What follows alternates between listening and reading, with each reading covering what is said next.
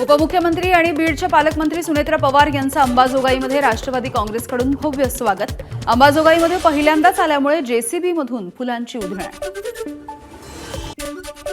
वसईच्या जनता दरबारामध्ये राजकीय आरोप प्रत्यारोप, हितेंद्र ठाकूर यांचा भाजपवरती निशाणा। विजेचा खंडित पुरवठा आणि विकास कामांवरून खडाजंगी, हितेंद्र ठाकूर यांच्यावरती भाजपने देखील पलटवार केला।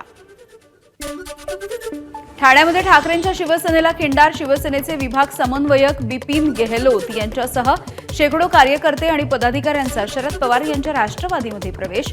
राष्ट्रवादीचे नेते जितेंद्र आव्हाड यांच्या उपस्थितीमध्ये प्रवेश पार पडला।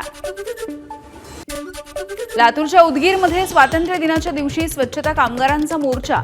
8-9 महिन्यांपासून वेतन थकीत असल्यामुळे कर्मचारी आक्रमक, तातडीने मागण्या मान्य करण्याची मागणी।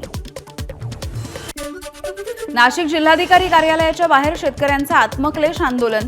रिंग रोडसाठी भूसंपादन केलेल्या जमिनींचा योग्य मोबदला मिळत नसल्याचा आरोप आहे। गिरीश महाजन यांच्या मध्यस्थीनंतर आंदोलन मागे।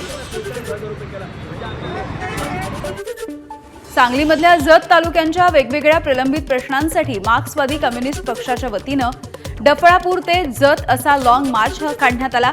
जतचं नाव बदलू नये या प्रमुख मागणीसह इतर मागण्यांसाठी मोर्चा निघाला। अहिल्यानगरमधल्या श्रीरामपूरमधील आकाश दुबैया हत्येच्या प्रकरणी कुटुंबियांचं धरणं आंदोलन। 1 महिना उलटूनही आरोपींवरती ठोस कारवाई झाली नाही, त्यामुळे नागरिकांचा संताप। सातारा शहरातल्या पोवाई नाका इथे नगरपालिकेनं उभारलेल्या लोकनेते स्वर्गीय बाळासाहेब देसाई यांच्या स्मारकाचं अनावरण। उपमुख्यमंत्री एकनाथ शिंदे यांनी ऑनलाईन पद्धतीनं हे अनावरण केलं आहे। पालघरमधल्या दाभोस धबधब्यावरील काचेच्या पुलाचं पालकमंत्री गणेश नाईक यांच्या हस्ते उद्घाटन। धबधब्यावरील हा पूल सध्या पर्यटकांसाठी आकर्षणाचा विषय ठरतोय। तिरंग्याच्या रोषणाईनं जळगावमधील गिरणा धरण हे उजळून निघालं। रोषणाईचा सुंदर नजारा बघण्यासाठी नागरिकांची मोठी गर्दी।